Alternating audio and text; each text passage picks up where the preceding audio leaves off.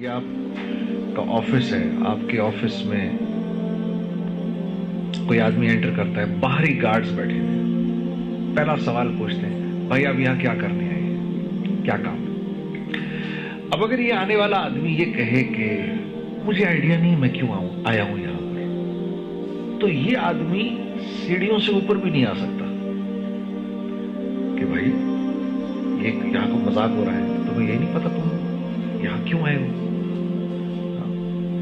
تو ایک آفس، ایک نارمل سا آفس، یہاں تو کوئی آدمی بغیر مقصد اور بغیر وجہ کے آ نہیں سکتا، تو اس کائنات کے اندر میں اور آپ بغیر وجہ کے ہیں، تو قرآن اس کو کیسے بیان کرتا ہے؟ تو قرآن کہتا ہے افحسبتم انما خلقناکم عبثا وانکم الینا لا ترجعون۔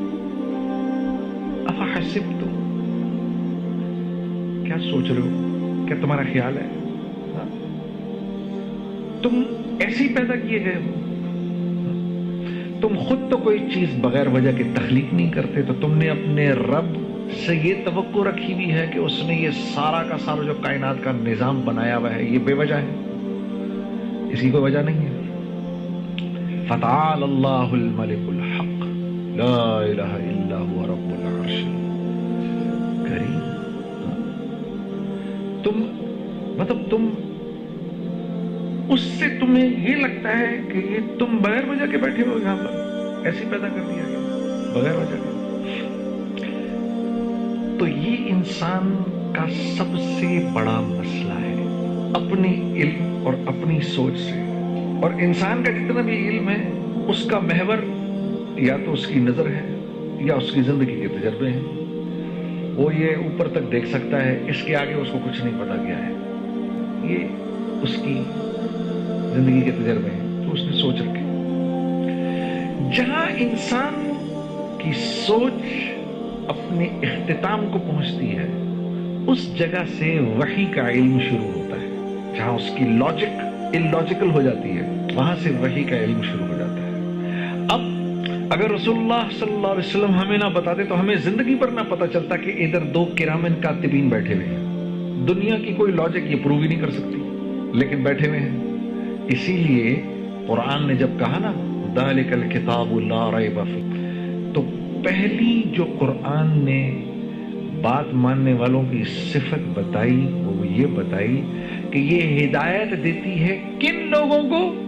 متقیوں کو، مدلل متقین، جو اللہ سے ڈرتے ہیں، صرف اس کو اس کتاب سے نفع ہوگا اور کسی کو نہیں ہوگا۔ جو اللہ سے ڈر رہا ہے، اللہ اس کتاب کے ذریعے اس کو صراط مستقیم پر چلائے گا، ہر ایک نہیں چل سکے گا۔ اور ڈرنے والوں کی پہلی صفت کیا ہے؟ الذین یؤمنون بالغیب، یہ غیب کی باتوں پر ایمان لاتے ہیں، جن باتوں کو انہوں نے دیکھا نہیں ہوتا، غیب کی باتیں پر ایمان لاتے ہیں۔ یہ غیب کی باتیں ہمیں کس نے بتائیں؟ رسول اللہ صلی اللہ علیہ وسلم۔ انہوں نے بتایا ادھر کرامین کاتبین بیٹھے ہوئے ہیں، مجھے تو نظر ہی نہیں آ رہا۔ انہوں نے مجھے بتایا ہے کہ وفی السماء، مجھے ان کے ذریعے پتا چلا قرآن کہہ رہا ہے وفی السماء رزقکم وما توعدون، میرے بندو تم سے جس رزق کا وعدہ کیا گیا ہے وہ رزق دنیا میں نہیں ہے، دنیا سے اس کا کوئی تعلق نہیں، وہ آسمانوں سے آ رہا ہے۔ وفی السماء رزقکم وما توعدون، تم سے جس رزق کا اللہ فرما رہے میں نے وعدہ کیا ہے اس کا تعلق زمین، پتھر، سونا، چاندی، زراعت، کاشتکاری، سورج، چاند، ستاروں، پہاڑوں سے نہیں ہے، بلکہ یہ ہم آسمانوں سے اتارتے ہیں تمہارے لیے۔ لیکن مجھے تو سب کچھ یہاں سے ہوتا ہوا نظر آ رہا ہے، مجھے تو یہ نظر آ رہا ہے کہ میری پیسے ہیں تو میرے کام بنیں گے، پیسے نہیں ہیں تو میرے کام نہیں بنیں گے۔ مجھے تو یہ نظر آ رہا ہے کہ میری یہ نوکری گئی تو میں تو تباہ و برباد ہو جاؤں گا، یہ نوکری میں چلتا رہوں گا تو ٹھیک چلتا رہوں گا، میری زندگی بنی رہے گی۔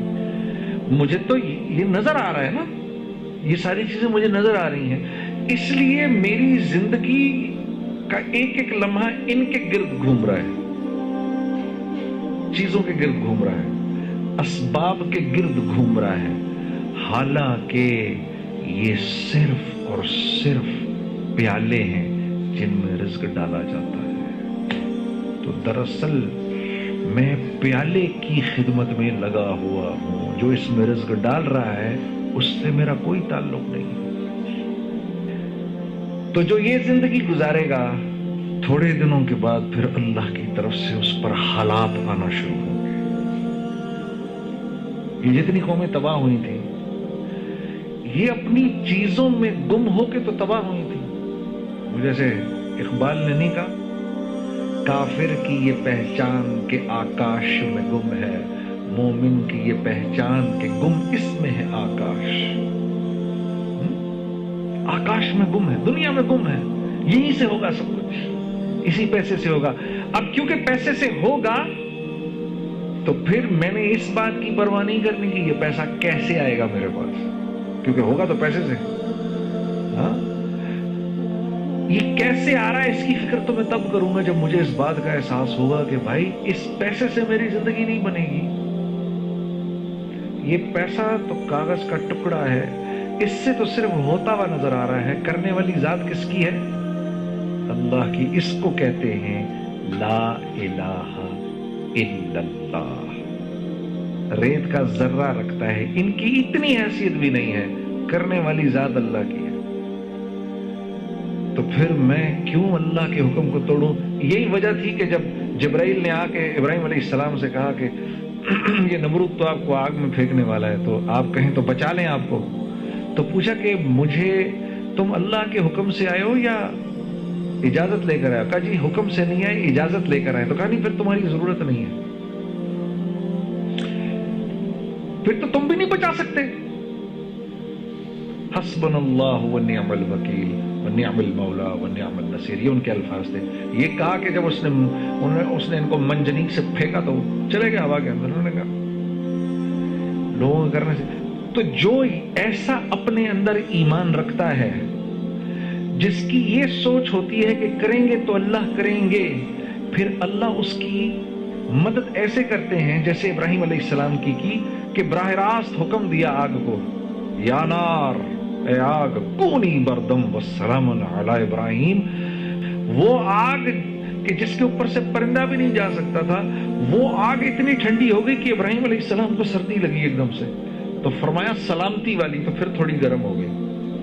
اور شولوں نے یوں اوپر ایسے آسمان پہ سے ان کو وہیں سے پکڑا، یوں گھما گھمو کے نیچے لے کر آئے، جو یہ رسیاں لگی تھی ان کو تو جلا دیا، ایک بال بھی یہاں سے نہیں جلا۔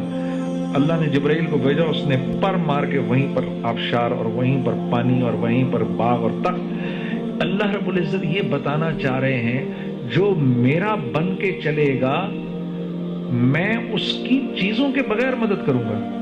اور یہ امتحان کب تک ہے؟ موت تک۔